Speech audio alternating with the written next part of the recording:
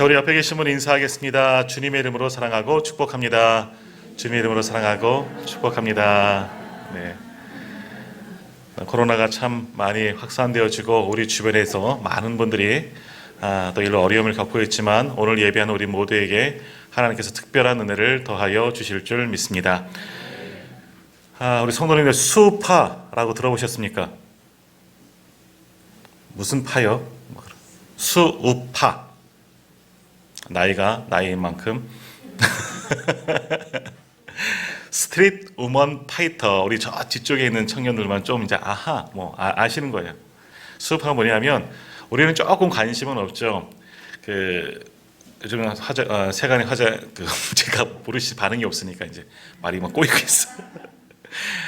많은 사람들이 입에 오르내리고 있는 그런 텔레비전 프로그램이었습니다. 그러니까 대한민국 대표 여성 댄스 크루, 그러니까 댄스 팀이에요. 이게 서로 경쟁하는 그런 배틀처럼 그렇게 하는 그런 프로그램입니다. 몇 년 전에는 얼마 전까지만 해도 우리나라에 가장 뜨거웠던 것이 뭐였습니까? 트롯, 미스터 트롯, 미스 트롯, 뭐 이런 것들을 통해 트롯 열풍이 막 일었잖아요. 뭐 모르시는 것처럼 그러지 마시고요. 그래서 미스 트롯을 통해서 새로운 트롯 여제가 나왔죠. 누구예요? 뭐 모르는 척 좀 하지 마시고 송가인이라니까요. 처음 들어보세요? 아시죠? 근데 그냥 모르는 척 하는 거죠. 저는 거룩한 사람입니다. 텔레비전 같은 거 안 봅니다. 뭐 그렇게 반응 보이셔도 괜찮습니다. 그리고 모든 우리 어머니들의 영웅 누구예요? 임영. 우리 임철수 권사님이 제일 잘하셔요. 우리 어머니가 저희 아들보다 임영웅을 요즘에 더 좋아하시는 것 같아요. 자, 근데 이렇게 그때 얼마 전만 해도 트롯 많은 을 부르는 많은 분들이 나와서 우리를 힘듦 속에 많은 위로를 아마 더 주었던 것 같아요. 죄송한 말씀이지만 교회보다 이분들을 통해서 더 많은 위로를 받지 않았나 그런 생각을 해보게 됩니다. 수많은 팬덤을 형성하고 지금도 여전히 아주 활동을 많이 하고 있습니다.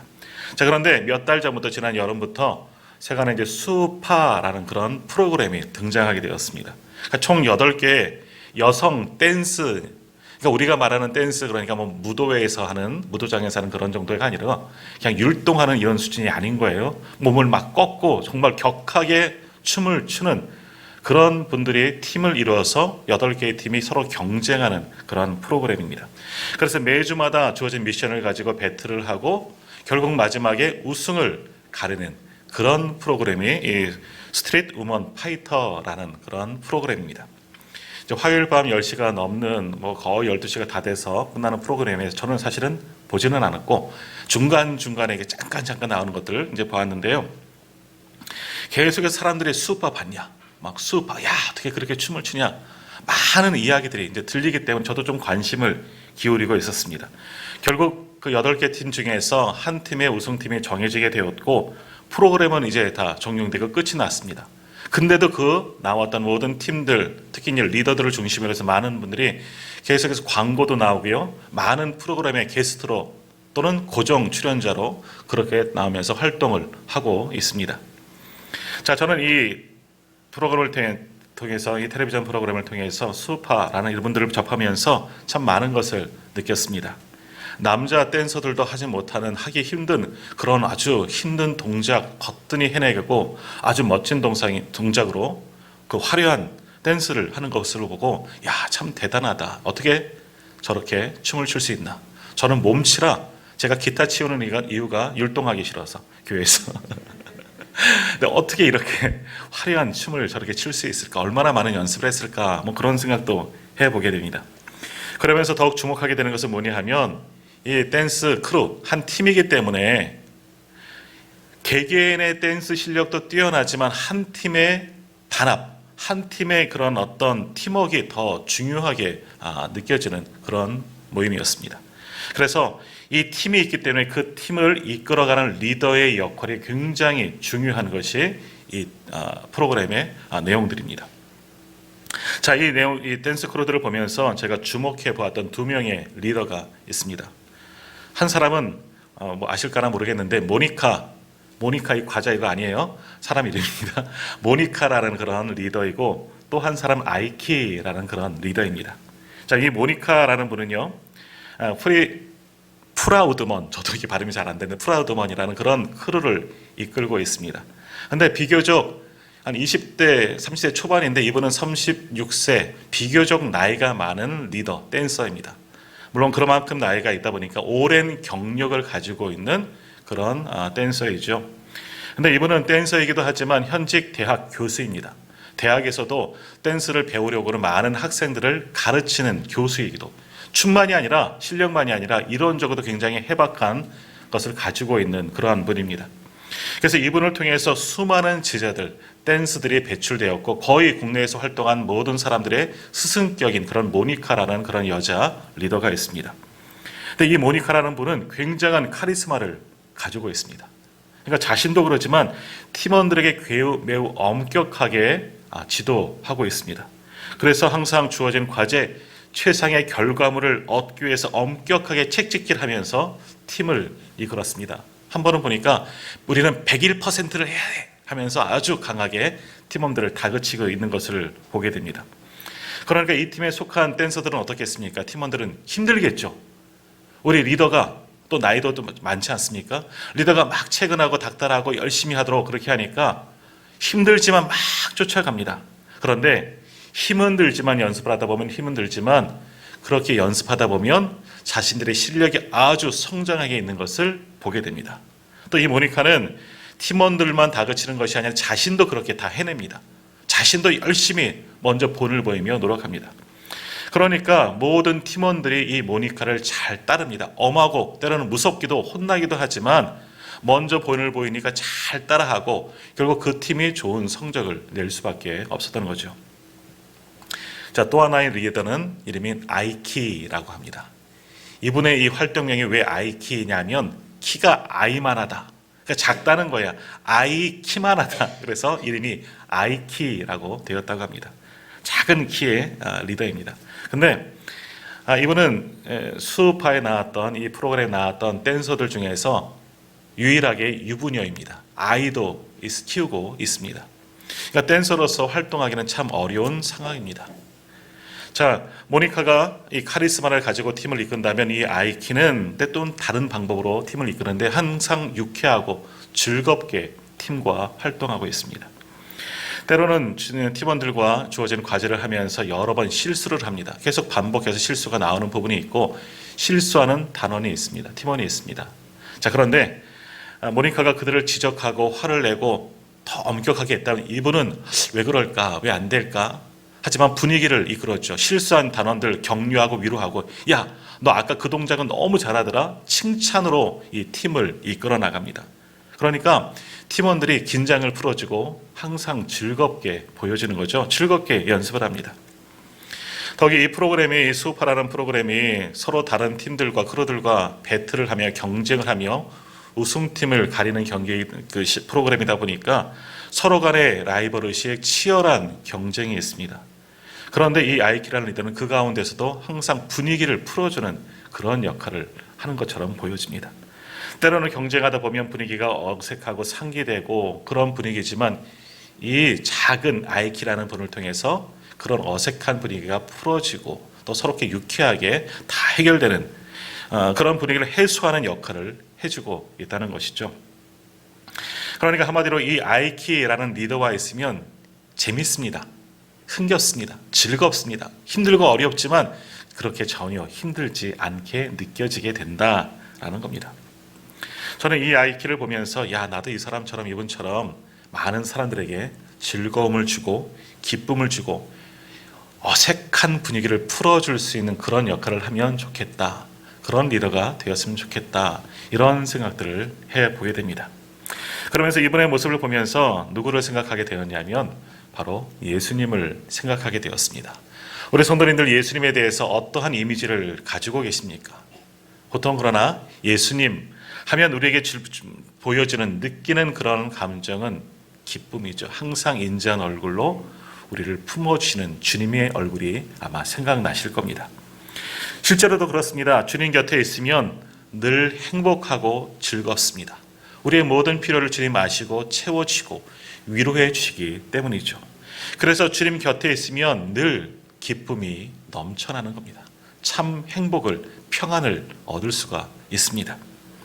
그래서 오늘 성경은 그런 주님을 가리켜 뭐라고 말씀하고 계십니까? 오늘 본문 말씀 한번 1절이니까요. 한번 같이 읽어볼까요? 에베소서 2장 14절 말씀 우리 한 목소리로 같이 읽겠습니다. 그는 우리의 화평이신지라 둘로 하나를 만드사 원수된 것 곧 중간에 막힌 담을 자기 육체로 허시고. 아멘. 자, 그는 우리의 화평이신지라. 주님은 우리에게 화평, 평안을 주시는 분이시다. 둘로 하나를 만드사 어색했던 경쟁과 대립관계에 있던 그 둘을 하나로 만드시는 분이다. 중간에 가려 막혔던 담을 다 친히 허시는 분이, 특히 자기의 육체로 그 담을 헐어주시는 분, 모든 갈등을 해소하시고 화목하게 하시는 분이, 만드시는 분이 주님이시다. 오늘 성경은 그렇게 말씀하고 있는 겁니다. 또한 골로새서 이 에베소서와 쌍둥이 서신이라고 그렇게 표현하는데요. 골로새서 1장 20절에도 말씀합니다. 그의 십자가의 피로 화평을 이루사 만물 곧 땅에 있는 것들이나 하늘에 있는 것들이 그로 말미암아 자기와 화목하게 되기를 기뻐하심이라 라고 말씀하고 있습니다. 결국 뭡니까? 예수님은 우리에게 화평, 평화를 주러 오신 분이다. 우리를 평안케 하고 기쁨을 주시는 분이시다 라고 말씀하는 겁니다. 더욱이 그렇게 화평을 주는데 어떻게 화평을 주느냐? 자기가 희생하는 겁니다. 주님의 그 몸을 헌신하시고 희생하시고 완전히 내어주심을 통해서 모든 이들에게 화평을 주시는 분, 평안을 주시는 분이 바로 우리 예수님이다 라는 겁니다. 십자가 위에서 자기를 내어주심으로 말미암아 끊어지고 단절되어지고 원수가 되어버린 하나님과 우리의 사이를 하나로 이어주시는 그런 화평을 주셨던 분이 바로 우리 예수님이시다라는 겁니다. 뿐만 아니라 골로새서의 말씀처럼 주님이 주신 그런 화평은 땅의 것들과 하늘 위의 것들이 하나가 되어지는 그런 화평이다 말합니다. 우리 인간과 모든 자연, 모든 천지 창조물이 하나가 되어지는 그런 평안을 주님께서 주셨다라고 말씀하는 겁니다. 그러니까 우리에게 오신 이 주님, 우리 예수님이야말로, 주님이 주시는 화평이야말로 우리가 생각하는 그것을 넘어서는 평안이요, 화평이요, 진정한 평화, 그것을 주시는 분이 우리 예수님이시다라는 말씀입니다. 자, 어느 비가 오는 주일 오후였습니다. 주일마다 전도하는 그런 모습을 가지고 계셨던 한 성도가 몸이 너무 아파서 전도하러 이 오후에 나가지 못하게 되었습니다. 그러자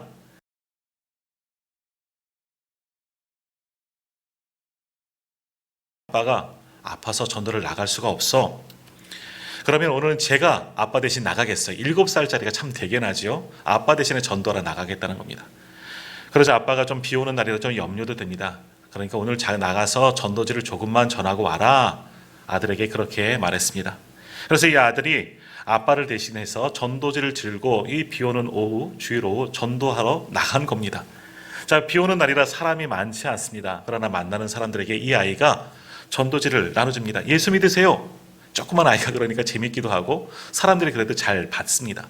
전도지를 예수 믿으세요 하면서 계속 그 비 오는 오후에 이 아이가 전하고 있습니다. 자, 이 아이에게 이제 마지막 전도지 한 장이 남은 겁니다. 이때 이 아이에게 눈에 띄는 집이 하나 보였습니다. 이 마지막 전도지는 저 집에 사는 분에게 가져다 주어야겠다. 이 아이가 생각하고 그 집에 가서 초인종을 눌렀는데 아무런 응답이 없습니다. 자, 두 번에서 두 번째 초인종을 눌렀지만 여전히 반응이 없습니다. 그냥 돌아설까 하다가 잠시 기다렸다가 마지막으로 한 번만 더 누르기로 하고 마지막 초인종을 눌렀더니 그제서야 안에서 무슨 기척이 나고 신발 소리가 이제 들리는 겁니다. 그러면서 문이 열리는데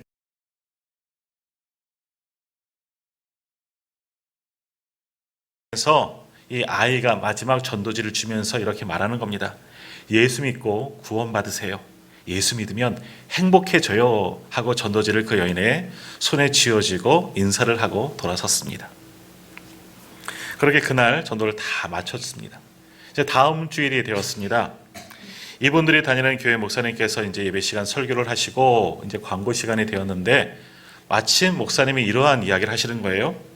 자, 혹시 오늘 예배 드리면서 간증하고 싶은 분이 계시면 오늘 이 시간 앞에 나오셔서 간증하는 시간을 드리겠습니다. 이렇게 말씀을 하는 겁니다. 평소엔 이렇지 않았습니다. 근데 그날따라 목사님께서 그렇게 말씀하신 거예요. 그랬더니 저 뒷자리에서 한 중년 여인이 앞으로 나오면서 이러한 이야기를 합니다. 저는 2년 전 남편이 교통사고로 세상을 떠났습니다. 그리고 2달 전에는 하나밖에 없는 아들이 불치병에 걸려서 세상을 떠났습니다.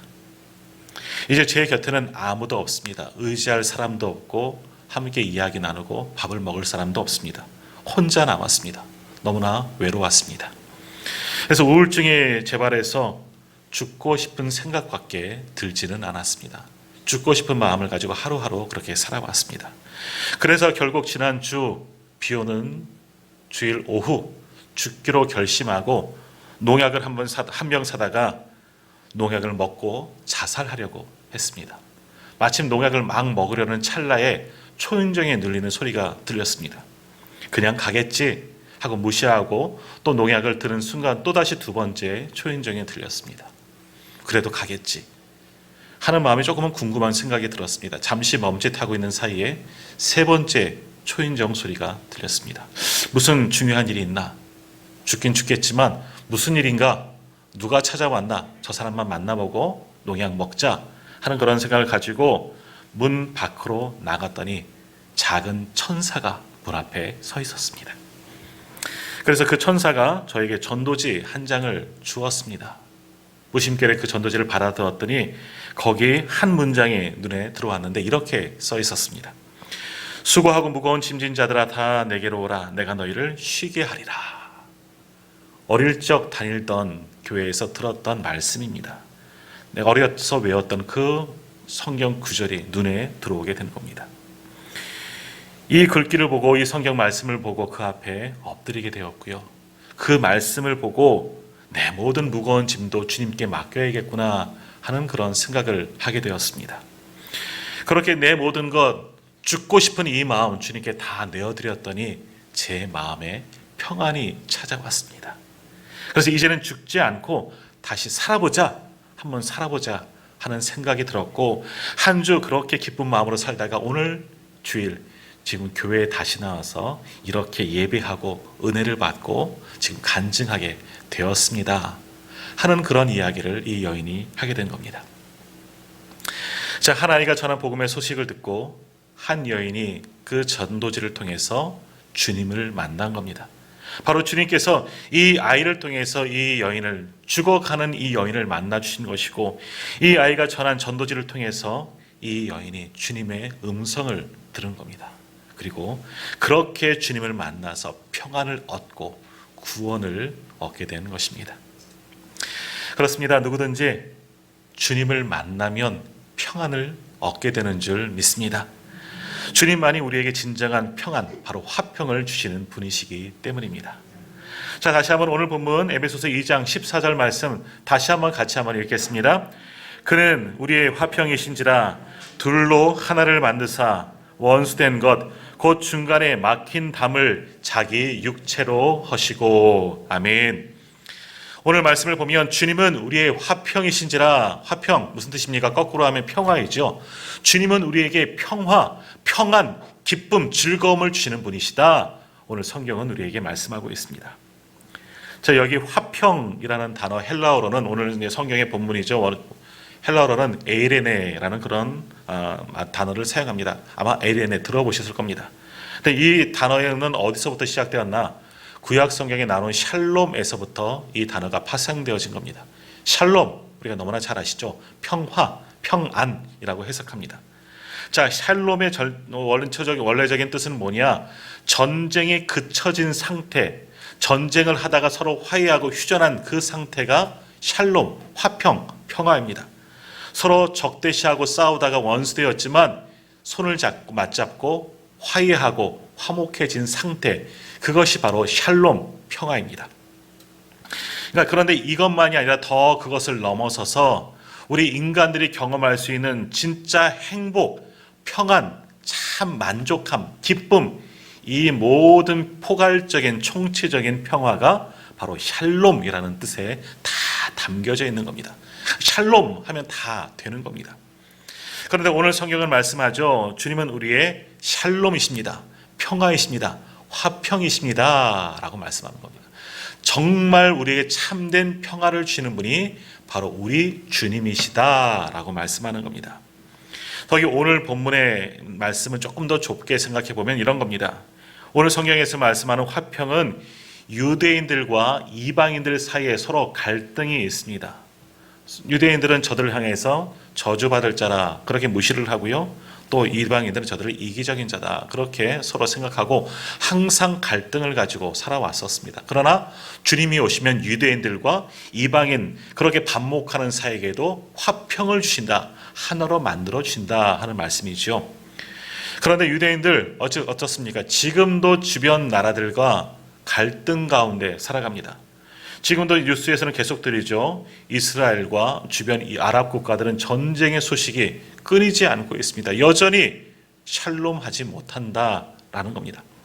그러나 주님은 그들이 주님을 영접하면 그들에게 진정한 화평, 평화를 주시는 분이 바로 우리 예수님이시다라는 것입니다.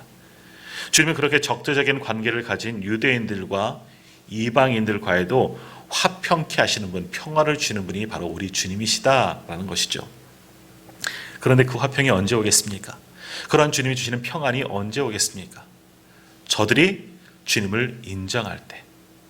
유대인들도 아직 주님을 인정하지 않습니다. 이방 사람들도 아랍 국가 사람들도 마찬가지이죠.